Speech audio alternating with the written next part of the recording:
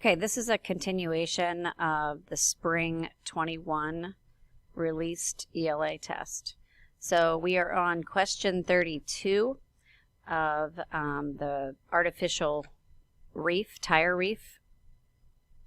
So question 32 was 1 point, and it is about the detail, analyzing detail in the structure of a specific paragraph in the text, or possibly a sentence in the text. So this one's looking at paragraphs, and this is a level 2 question.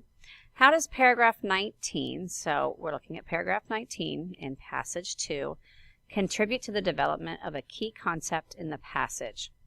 So who had A? By explaining how actions today can affect the future.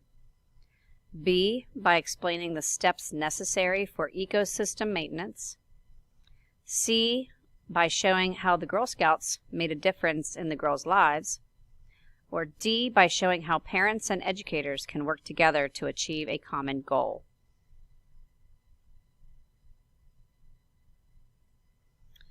And this is A.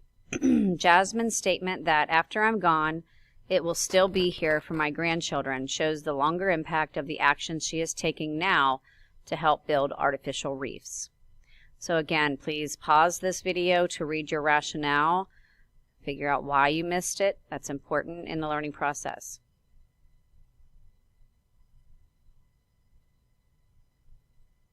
Question 33 is a 2-pointer.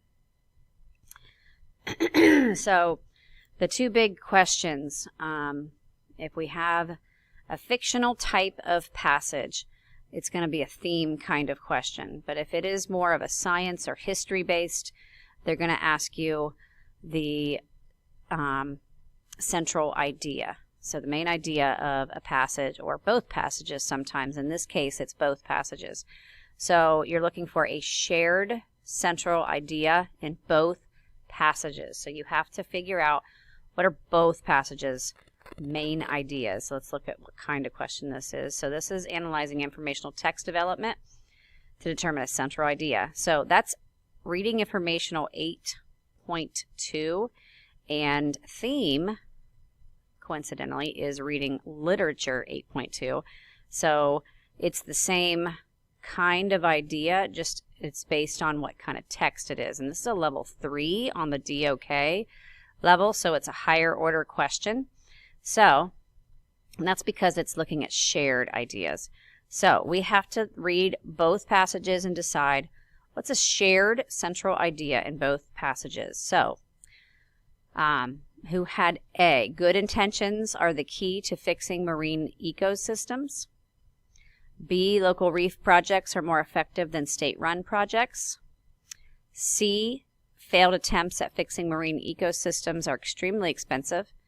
Or D, many people are working hard to help marine ecosystems with artificial reef projects. So, again, you have to have A in order to get any points for B. So let's look at the answer for that one, and then we'll scroll to the B and see how we did here. So I don't want to go too far. Okay, so this one is D. And the only information they give you is this is the central idea for both passages. So let's scroll back up and see what D said. D was, many people are working hard to help marine ecosystems with artificial reef projects. So looking at the rationale for those. So if you had A, this is incorrect because this idea of good intentions is brought up in both passages. However, good intentions in passage 1 were not sufficient in fixing reefs. If you had B, while this may be a conclusion drawn after reading both passages, it's not a central idea of either passage. Passage 1 addresses a reef project that was unsuccessful, and passage 2 describes one that was successful, but neither makes a comment on the effectiveness of state-run versus local projects. And if you had C, this is incorrect because this option may be appealing to students who are only looking at passage 1. So passage 1, that's more geared towards only that one. So with that being said, you had to have D. Let's look at the options up here for part B. You had to select a sentence from each passage that supports the central idea identified in Part A. So each means there were 2. So really, this is a tricky thing too. You have to have 2. And if you look, they don't have it, let me see. Yeah, they don't have it by passages. They have it by paragraphs. So you have to really be careful on the selection of these. So you have, 6 choices here. So 1 from the first 3 and 1 from the last 3, because these ones are in paragraph or passage 2, and these ones are in passage 1. So you have to be very careful on the wording of these, because that's tricky. Each passage means you have to have 1 for each passage, and there were 2 passages. That's a total of 2. So let's scroll down and see what those answers are.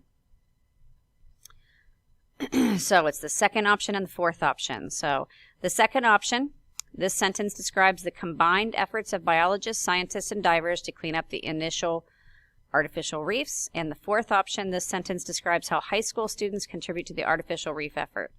So I'll pause here on the screen. You can pause and read your rationale, and then pause here for the bottom part.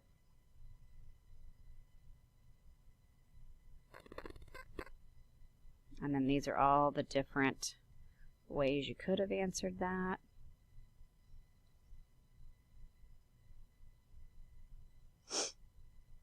Lots of ways that you could have answered that, but good Lord. Okay.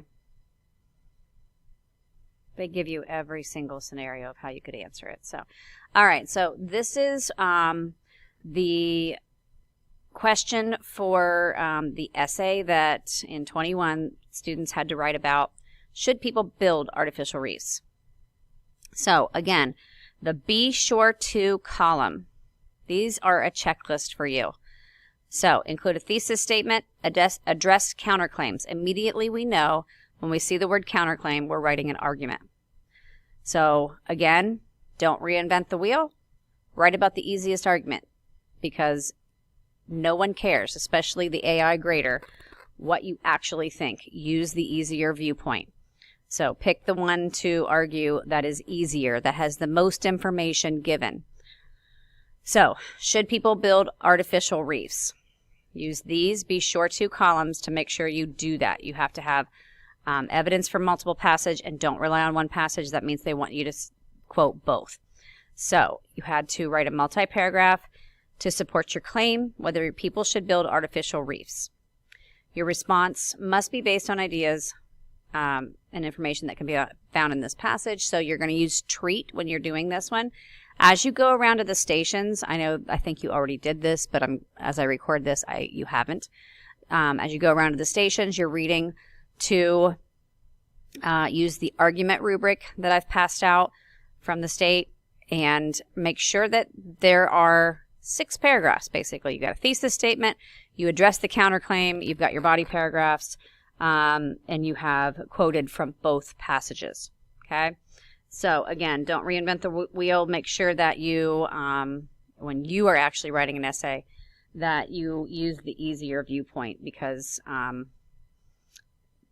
it doesn't really matter what you think. It's a matter of, can you argue that point? So if you have not already reviewed those passages, you can do that now. So at the end of this as well, you have the rubric for the argument, and there's a 4-point column for purpose, focus, and organization, and you all should have a copy of this already. There's a 4-point column for evidence and elaboration, and then there's the conventions, which starts at 2, level 2, because it's only half the points. So make sure you're looking at the bullet points in the 4 column to see where they fit, or a 2 column for the conventions. Okay, so these are your stations that go around the room, and these are how every student was scored. So if you should have a copy of this already on Classroom, and you should be able to see how every single essay that you already reviewed was scored.